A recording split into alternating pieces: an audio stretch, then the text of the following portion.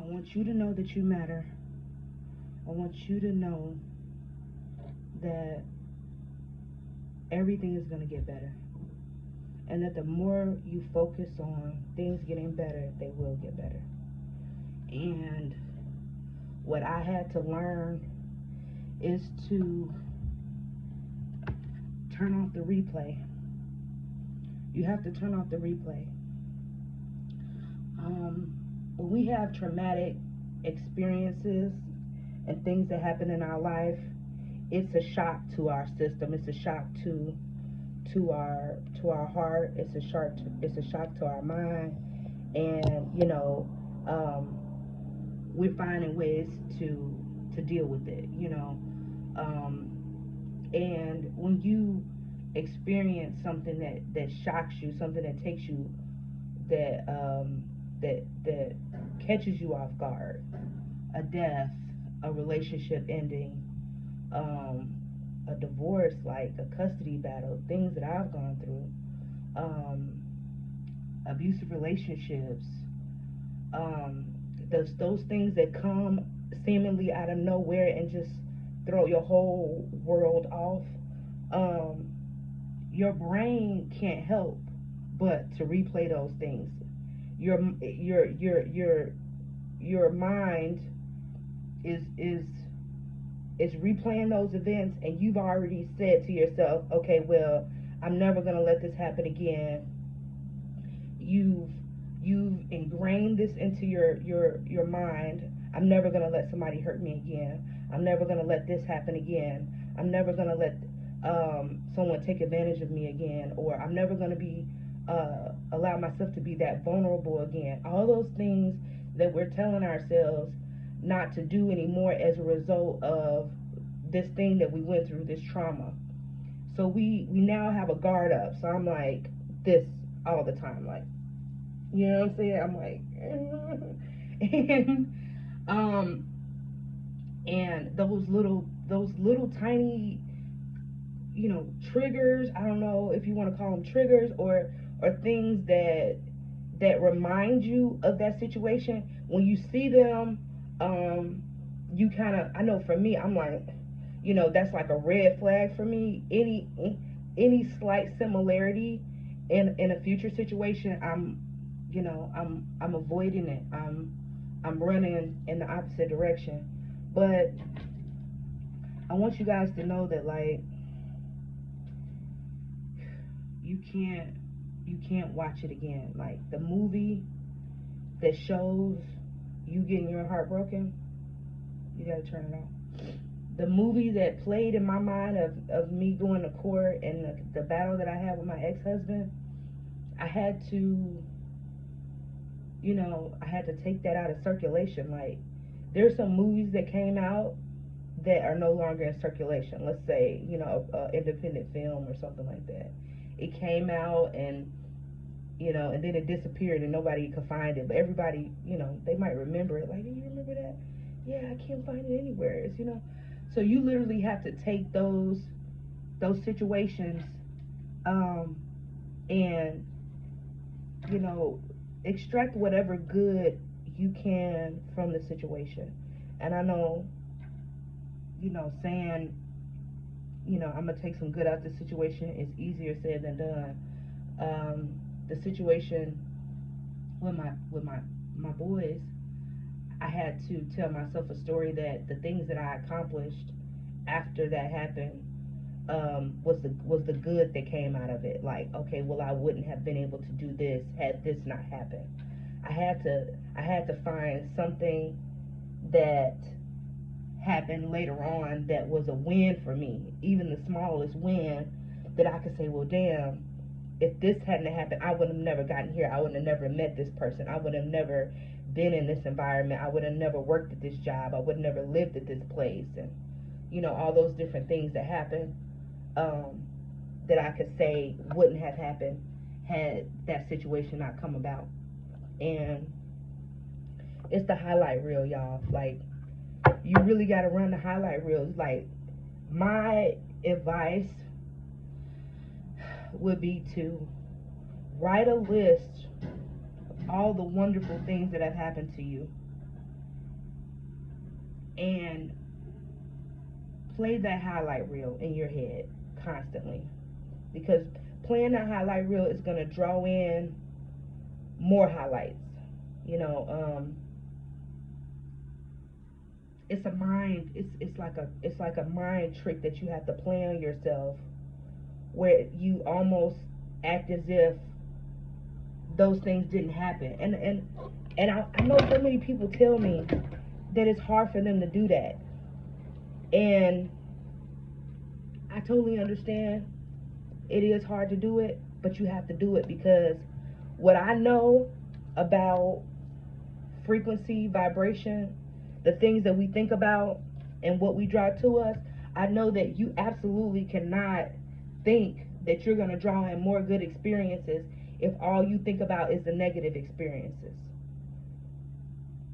You know,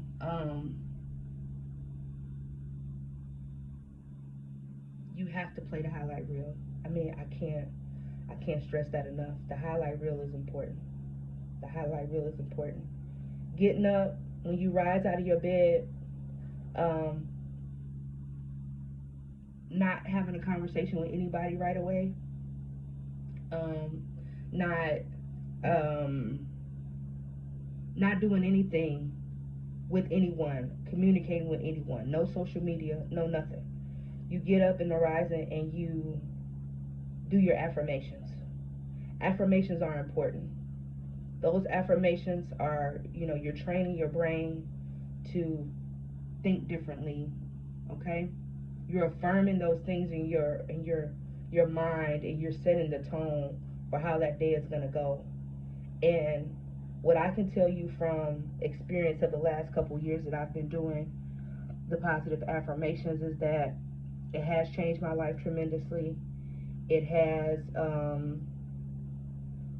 changed my outlook. It has changed my mindset. And I can honestly say that those positive affirmations drew into me some experiences that I desired, and simply by just talking about them, writing it down, daydreaming, having conversations with people about it, I began to draw those things to me. At one point in my life, I had a desire to travel, and I had never really been anywhere. Over the last 2 years, I've probably been out of the country like 4 or 5 times. And I know that I manifested that. I know that my positive affirmations, I know that my positive thinking, my dreaming, like we cast down our imagination. In the Bible it says cast down your imagination, but you need your imagination to manifest. You need to be able to visualize in your mind where you want to be and what you want to see. And you have to play it out. And you have to literally get yourself in a quiet place. If you like meditation music, you can use meditation music, just something light in the background, and quiet your mind and close your eyes and visualize yourself having a conversation with someone familiar. And you're sitting there, you're like, girl, this is so beautiful. Yeah, so-and-so and so-and-so got here yesterday, and yeah, we're going to be going to the, some show tonight, after dinner. You should join us. Visualize what you're wearing. Visualize your hair. Visualize yourself in the airport. Visualize the airplane ride. Visualize the conversations that you would have. Visualize all these positive experiences. Just see it. Just see it. Just close your eyes and see it. And I can tell you that the more that you do this, those experiences are going to start to trickle in. Those experiences are going to start to trickle in. You just got to be patient. But I can tell you that nothing in the past that hurt you will serve you.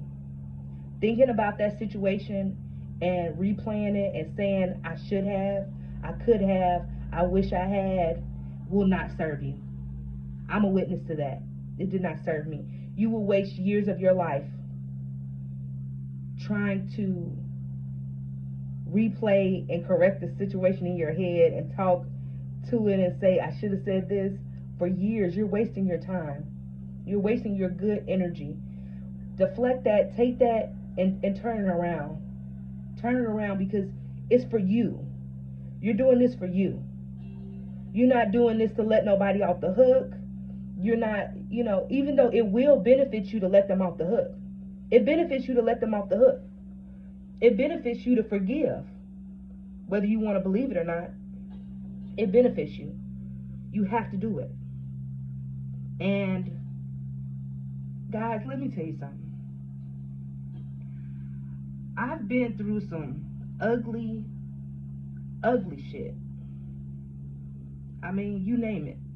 I mean, the kid situation with the custody battle with my ex-husband was just one aspect of my life. I mean, I'm talking real abuse, physical abuse, mental abuse, rape. I mean, you name it. And I know that shit is hard to get over. I'm not negating the fact that the shit is heavy. Like, it's heavy. It's heavy as hell. And even if we go back to things that happened to you as a child, and I know many of us struggle with the traumas and things that happened to us as a child. And when I was in church, one of the things that we always talk about is, women and even men. It's not just us who have been raped, molested, physically and sexually abused as children, and the effect that it has on you in your life. And I can speak to that. I can speak to that, those traumas, and I can speak to, having an abusive father, having a mother that battled with some forms of mental illness. I mean, and that's not something that I ever tell anybody. But now I can see, now that I'm an adult, how parents, they fall short sometimes in protecting us. That's the reality. And I know that it's hard to forgive that. The family, your family that you expected to protect you, doesn't always protect you. And many a times the abuse that we endure, that we experience, is, from someone close to us, within our family, people that we've, started relationships and fell in love with. Like, those are the people that wind up hurting you the most. And it makes you question yourself in so many different ways. It makes you question, your discernment. Like, hey, am I a damn fool? Like, how did I allow these things to happen? And with your parents and things that happened to you as a child, it's a different type of trauma. It's a different type of emotional break. And the way the brain works is that we can compartmentalize things, and we can bury things. And some of us are pretty good at just kind of filing it away and not ever looking at it again. But it doesn't change the fact that it has an effect on you. And what I learned about that is that sometimes you don't even recognize it until you are triggered, and sometimes you don't know what your triggers are, and that's just a result of burying the pain and burying the trauma.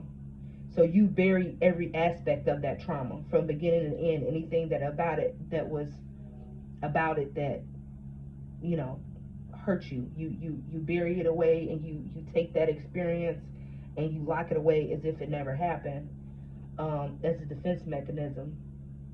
But the only catch to that is that trigger that triggers that memory, you don't always know what that trigger is until it happens. So it almost makes you a ticking time bomb, because you don't know how you will react when your brain is triggered to believe that situation is about to happen again. Okay, so I was out of the country and a lady touched me and I freaked the fuck out and I just lost it. And I called my friend afterwards and was like, this lady touched me a certain way and I lost it. I don't know why. And she's like a therapist and some other stuff. She's gone to school for all this stuff. One of my friends from high school. And she was like, that was a trigger for you. And I'm like, wow, that was weird. That was super weird. It was super weird to me because it was innocent. What the lady did was innocent. She slightly touched my face like this. She came up under and just did like this to me. And it's like, I was enraged. Like, don't touch me. And I'm like, well, god damn, where did that come from?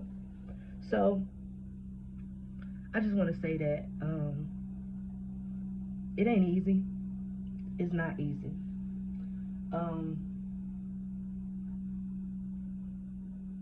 And it's something that you have to work at every day. And I'm not saying dig up all the shit that happened to you and sort it out, because for me that's something that I really can't do. I'm not gonna lie, I can't do it. Even when it came to writing, I have so many close friends who tell me, Brittany, you need to write a book. Brittany, you need to write a book. And I'm like, damn, what I'm gonna write about? I can write about all the shit that you've been through. But I've been through so much shit, I don't know where to start. And then it hurts, and it hurts. Like, when you think about and you have to dig up those things, like I said, a lot of those things I buried. And sometimes it takes somebody else to tell me, hey, you remember when this happened? And I'd be like, damn, I forgot about that. And I needed to forget about it because I needed to be able to function. I needed to be able to get up every morning. I needed to be able to survive it. I had to bury it. It was needed, you know what I'm saying? So now the challenge is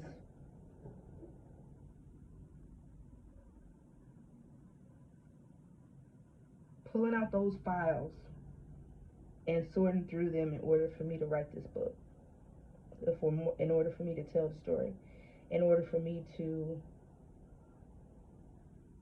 empower other women, empower other people. We all have trauma. We all, like, and when I look at men versus women, how we handle trauma, it's just, we all walking around broken, heartbroken, damaged, traumatized. Things that we never got over. Things that we just grew up. We just grew up. You still that little girl. You still that little girl. But you in a grown woman's body. But she's in there and she's pissed. And she's pissed and she wish a motherfucker would. When I think about, like, that, you know, that shadow self, nobody wants to do your shadow. Your shadow self is a bad motherfucker, okay? Your shadow self is the person that's in there that's like ruthless. She's like, he's like, I want him to try me. I want somebody to try me so I can act a fool, you know? But that's the person that we have to turn into ourselves, like, we talking to ourselves, like, that person, that little innocent person within you that was taken advantage of at whatever stage in your life, you have to face that. Visualize in your mind that you're looking at you at 7, at 10, at whatever these things happen. And you're going to yourself and you're saying, come here. It's okay. I'm here now. And you're literally holding yourself. That version of you, that child that just wanted somebody to protect them, you have to go back and do that. And I know this might sound like, what? You want me to what? Yes. I want you to go back in your mind, and I want you to see yourself at that age, and I want you to pull yourself close. And I want you to hold on really, really tight. Because you have to save you. Okay? You can listen to all the YouTube videos in the world. You can listen to all the, I'm speaking from experience, all the meditations. You have to do this. affirmations, positive thinking, playing that highlight reel, and then go back in. Just like I told you to visualize those things that you want to see, and the things that you want to accomplish, or all of that, you have to go back in your mind in that same way. Pull your 7-year-old self close to you and say, girl, it's okay. I know what happened. I know. I know they was wrong. I know you was looking around and you was wondering why nobody fucking saw what the fuck was going on. I know you fucked up. I know it hurt you. I know you feel like nobody cared. I know you feel like nobody protected you. I know you feel like that they just let this shit happen to you, and you were sitting there and you was screaming and it's like nobody heard you. Right? Pull yourself close and say, it's okay now. Like, it's literally, it's okay. It's okay now, I got you. It's like comforting your child. We all have, a lot of us have children now. And how we comfort our children when our children are hurt, you have to do that for you. You have to do that for you. And a lot of us, and I'm realizing now, a lot of us weren't nurtured as children. A lot of us weren't loved, maybe by both parents. Some of us had one parent that was really, my mom was amazing. My dad was completely, he was physically, I could physically reach out to him, but he wasn't a good father. He wasn't nurturing. He didn't teach me anything about relationships, or he didn't set an example of how I should be treated. But a lot of us didn't get any of that. So we're going back and you see yourself, for those of us who raised ourselves, for those of us who was at home trying to make ourselves something to eat because mama was somewhere, or we didn't have a mama or a daddy, it's okay. I want you to pull yourself in and give yourself a hug and look at you now. Don't let this be weird. Just like you looking at my face right now, look at yourself and pull yourself close, and just that reassurance that you would give your child when somebody that, like, if my baby came home from school and said somebody bullied them, I would look them in the face and be like, mama's gonna take care of it. Don't worry about it. I'll be up at the school tomorrow. You know, that kind of stern conviction when you telling your baby, I got your back. I'm gonna make sure don't nobody hurt you. That's what you have to do for you, and you have to do it. And I know it sounds crazy. It sounded crazy to me when I first started doing it, but then I realized how much it helped me. It really helped. It really helped me to go in and say, baby girl, I know, but it's okay now. They're gone. All those people are gone now. Okay? That is over. You'll never, that'll never happen again. This is me talking to me. It'll never happen again. Nobody will hurt you like that again. I have you now. I know what to do. I can protect you. Because that person inside you, that child, you needs that. Because we're walking around and we're guarded and we're scared. We're scared to love. We're scared to be loved. We don't trust people. Even when people tell me they love me all the time. And I don't believe that shit. And I don't know why. But something in me is like, you don't love me. Why? Why do I feel this way? What happened that makes me feel that when people say they love me, they don't really mean it? That's because I've had these experiences with people who said that they loved me, who hurt me deeply. So when someone hurts you deeply, that you love, and they said they loved you, that hurts. It's a different kind of hurt. It is. So they call it shadow work. I recommend that anybody who's had a rough childhood, a rough life, if shit just been rough for you, go back in time in your mind. Go back to that time. I remember I had went on a date, and I think I was 19, and this guy, he was older than me. We went on a date. We went back to, it wasn't like a real apartment, it was like a workspace type place that his family owned, and he was kind of like showing it to me or whatever. And he asked me if he could give me a massage, and I think I'm like 19 at the time. So I'm like, yeah, you can give me a massage. So he gives me a massage. That massage was, look, I know we all know this now, right? Women at least. That massage was not a massage. The next thing I know, this nigga is all on me, like literally trying to penetrate me. And I'm by myself. And I couldn't fight him off.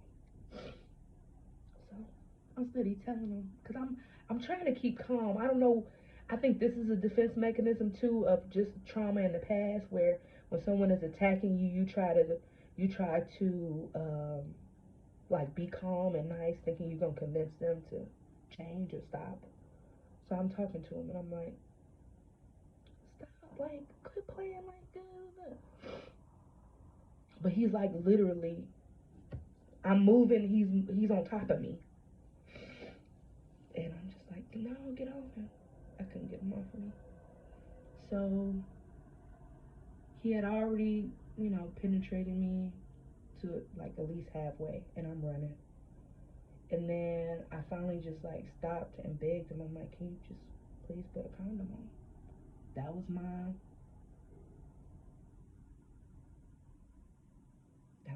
like shit. I mean, I don't have a choice. You not hearing me tell you no.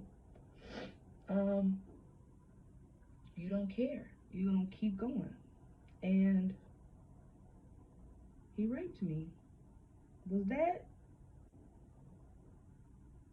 like me telling you to put the condom on was not permission. It was just saying, hey, I don't have a choice in the matter, but I don't want to get pregnant, and I definitely don't want to get a disease.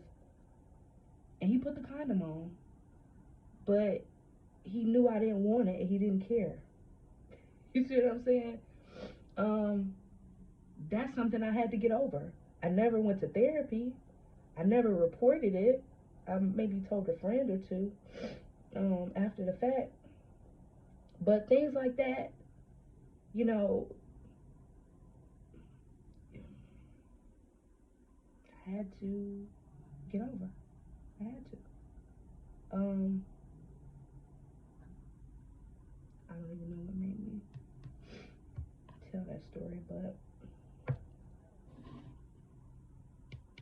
I just want to say that it's a process, and you can do it. You can heal yourself. You can